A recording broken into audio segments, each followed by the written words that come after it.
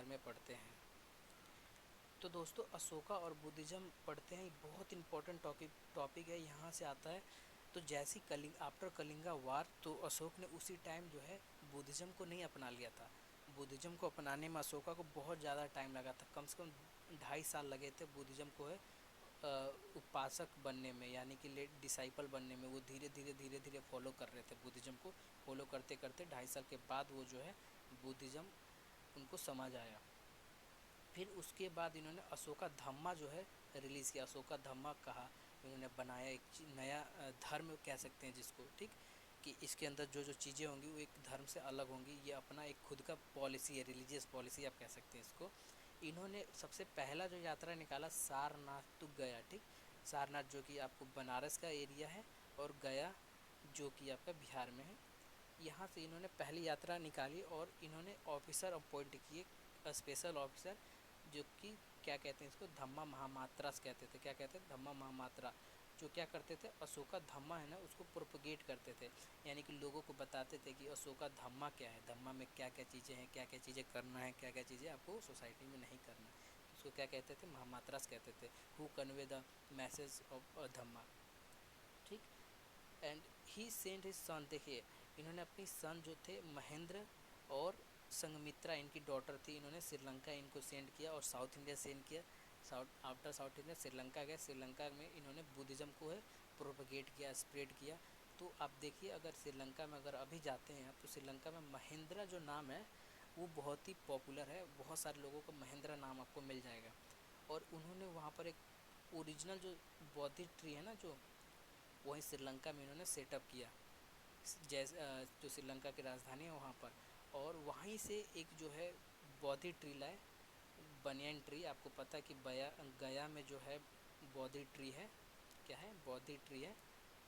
तो ये बौद्धि ट्री जो है श्रीलंका से लाया गया है। बहुत बार एसएससी में क्वेश्चन पूछा गया है कि बौद्धि ट्री जो है कहाँ से लाया गया, तो श्रीलंका से लाया गया है, ओरिजिनल जो ओरिजिन है इसका। और अशोका ने जो है थर्ड बुद्धिस्ट काउंसिल जो है हेल्ड कराया। कौन सा? Third Buddhist council. अगर आपने बुद्धिस्ट काउंसिल के चार जो बुद्धिस्ट काउंसिल हुए हैं वो वीडियो आपने नहीं देखी तो आप देख लीजिए आई बटन पे क्लिक करके। और वैसे 6 काउंसिल हुए थे बट इम्पोर्टेंट 4 हैं। तो धम्मा क्या है? धम्मा का इम्पैक्ट अपना खुद ही यूपीएससी या बीपीएससी या एमपीपीएससी के मेंस में होता है। किसमें? मेंस में, रिटर्न में आराम से पूछता है ये अच्छा सा क्वेश्चन कि धम्मा क्या है, धम्मा को एलिब्रेट करें। तो धम्मा देखिए, बड़ों की सेवा करना, टीचर की आदर करना, अहिंसा प्रैक्टिस करना, यानी कि अहिंसा का पालन करना, कि हिंसा ना करना, लव ट्रूथ यानी कि प्यार करना, मोहब्बत करना, और सच्चाई पे रहना। प्रोहिबिशन ऑफ एनिमल सेक्रीफाइस, यानी कि जानवरों को नहीं मारना, सेक्रीफाइस नहीं करना, स्लॉटरिंग जो है नहीं धम्मा में होता है। यानी कि dhamma is parallel to Buddhism. Buddhism में भी ये सब सारी चीज़ें आप अगर पढ़ेंगे तो आप बुद्धिज़्म का वीडियो भी आप देख लीजिए आई बटन पर क्लिक करके दोस्तों। तो ये सब चीज़ें धम्मा में भी यही बताया गया है। मीनिंगलेस रिचुअल्स, यानी कि जिसकी कोई मीनिंग ना हो उसकी भी रिचुअल्स करना, फालतू का तुम एनिमल्स को मार के बलिदान कर रहे हो, तुम कह रहे हो कि ये अच्छी बात है कि भगवान खाएंगे, तो ये मीनिंगलेस हो गया पूरी तरह से। इक्वल ट्रीटमेंट, मतलब सबके साथ सद्व्यवहार होना चाहिए, इक्वालिटी होना चाहिए, ठीक, धम्मा में दिया गया है। और कॉन्क्वेस्ट जो है ना धम्मा से करो, क्या इन्होंने पॉलिसी बनाया, कॉन्क्वेस्ट बाय धम्मा।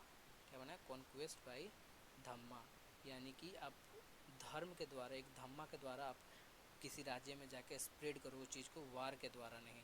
पहले क्या करते थे, वार कर लिया, उस राज्य को अपने राज्य में मिला लिया।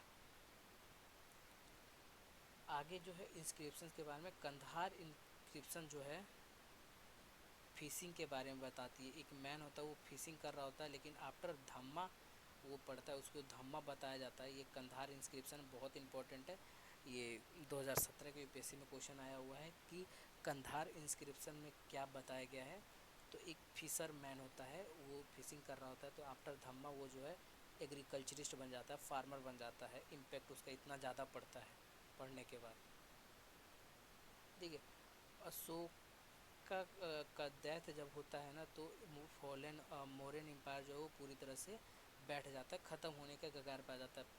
पहला कारण क्या था कि बैक्टीरिया ने इन्वेंजन किया था, यानी कि जो बैक्टीरिया, जो वेस्टर्न बैक्टीरिया था उसने इन्वेंजन कर लिया यहाँ पर। और जो ब्राह्मिकल क्लैन था, यानी कि जो हिंदू राजा था पुष्यमित्र शुंगा, उस बंदे ने भी कॉन्क्वेस्ट कर दिया। तो इसका जो फॉल हुआ। और जो लास्ट किंग थे, आपको मैंने पहले ही शुरुआत में बताया था, बृहद्रथ। क्या क्या थे? बृहद्रथ। बृहद्रथ